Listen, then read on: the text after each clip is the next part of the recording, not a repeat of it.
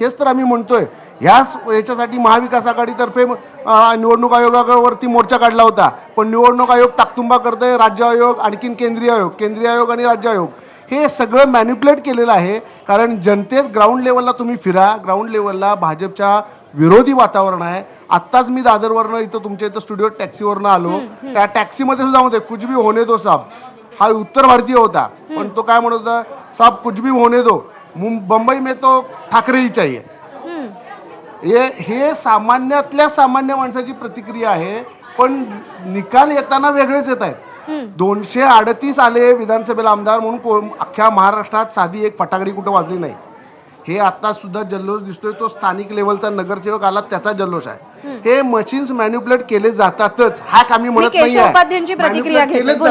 मला खरंच कळत नाही की हसावं किती हसावं, आणि महाराष्ट्रातली जनता सुद्धा अशा आरोपांवरती हसते. एक महत्वाची अपडेट आहे संदर्भातली. राज्यामध्ये एमआयएमचा धडाका आपल्याला पाहायला मिळतोय. 11 महापालिकांमध्ये, संभाजीनगरमध्ये एमआयएमने मुसंडी मारली आहे. 16 जागांवरती एमआयएम आघाडीवर आहे. तर मुंबईमध्ये सुद्धा एमआयएमचे 3 उमेदवार विजयी झालेले आहेत. ठाण्यामध्ये एमआयएमचे 5 उमेदवार विजयी झालेले आहेत. यामिनी भारती सहस्त्रबुद्धे आपली सहकारी आपल्यासोबत आहे, तिच्याकडे अपडेट्स आहेत. आता एमआयएम बद्दलच बोलतोय. एमआयएमचे 58 नगरसेवक आता आपल्याला जिंकताना दिसतात आहे. आणि बरे या ज्या 11 महानगरपालिका आहेत जिथे आता आपल्याला एमआयएमचे नगरसेवक जिंकताना दिसत आहेत, त्यात मुंबईचे 3 तर विजयी सुद्धा झालेले आहेत.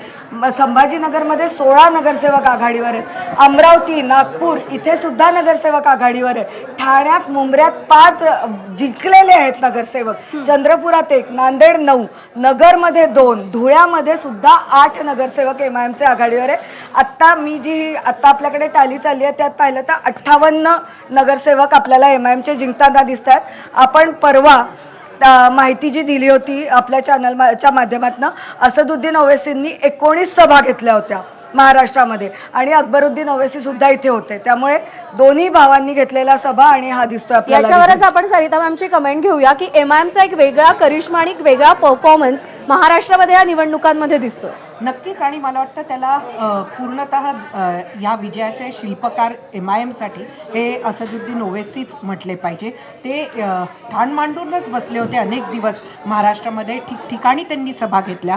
म्हणजे आता सोलापूरच्या निकालात त्यांचं काय स्थान आहे हे अजून आपल्याला कळलेलं नाही आहे, पण ते अनेक ठिकाणी तर त्यांनी जवळजवळ 2-2दा जाऊन सभा घेतलेल्या आहे.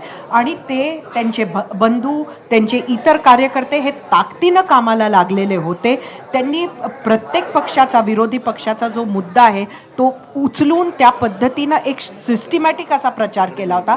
आणि खरं तर हे इंटरेस्टिंग आहे, कारण एमआयएम कोणालाच नको आहे. इंडिया आघाडीलाही नको होता एमआयएम, इथेही नको होता अशी परिस्थिती आहे. आणि त्यामुळे आता खरं तर एमआयएम भाजपला हवा आहे, कारण मतविभागणीमुळे त्यांचा फायदा होतो. म्हणजे अजूनही बी टीम आहे एमआयएम भाजपची असं म्हणणं तुमचं.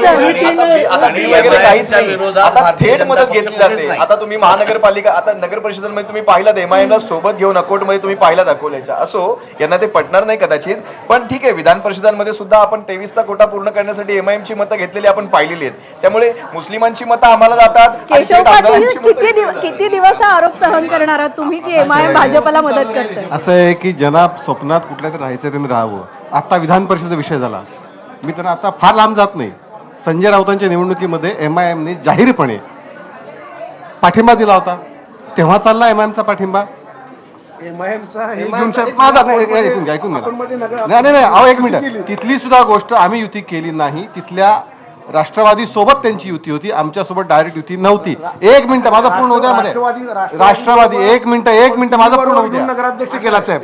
एमआयएम बरोबर. त्यामुळे एमआयएम चालला. दुसरं, शिवसेना, उभाठा आणि एमआयएमची अमरावतीमध्ये आघाडी झाली तेव्हा चालली. आत्ताची गोष्ट आहे, फार जुनं जायचं नाही. त्यामुळे अरे नाही आम्ही नाही आत्ता सांगतोय. पण मला एक कळत नाही की एमआयएमचा असं फुटबॉल का करता, आम्हाला नको तुम्हाला नको, आम्हाला नको तुम्हाला नको, येऊ शकत नाही. जे मनसेच्या बाबतीत केलं मुंबई महानगरपालिका निवडणूक आता